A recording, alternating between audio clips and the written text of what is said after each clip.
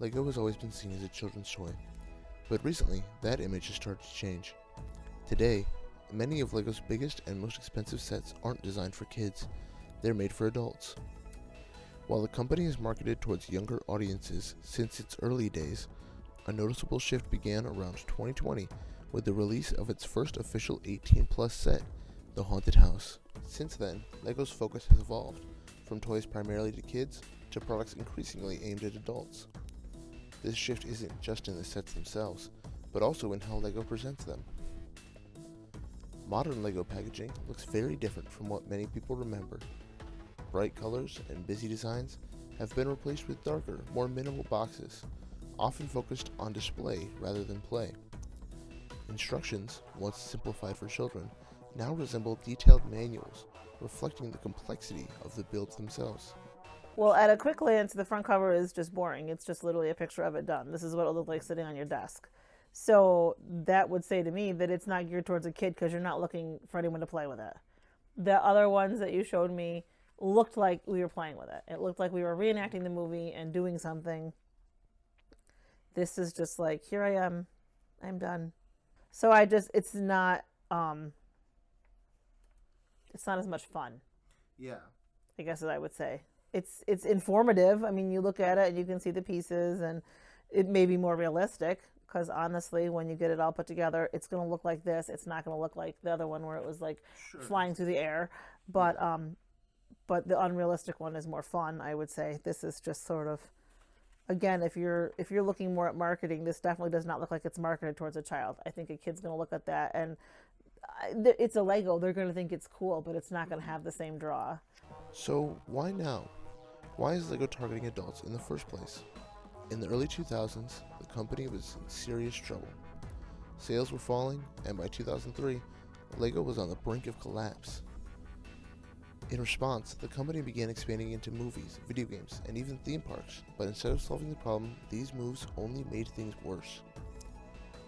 Costs went up, and sales continued to struggle.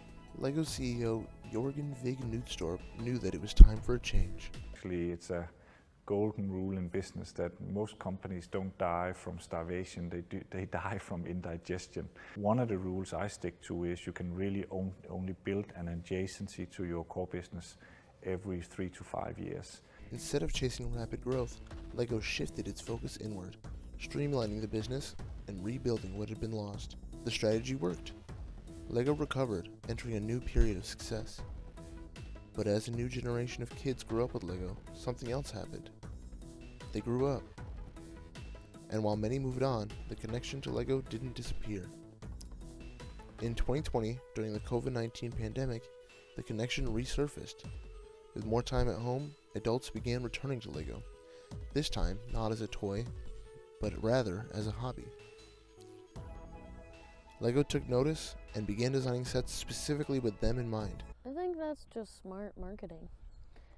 Cause like the generation of, like I feel like Lego, well, I don't know, Legos have been around for a long time, but I feel like it kind of blew up like when we were kids. So now that we're almost 30, it makes sense that they would make stuff that is for 30-year-olds.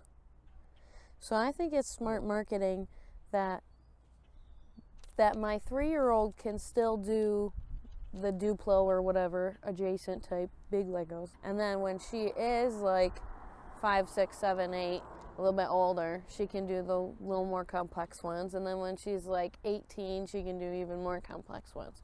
So it's like, it feels like it's growing with you, and I feel like that is good for longevity of their business. What started as a response to changing circumstances became something bigger.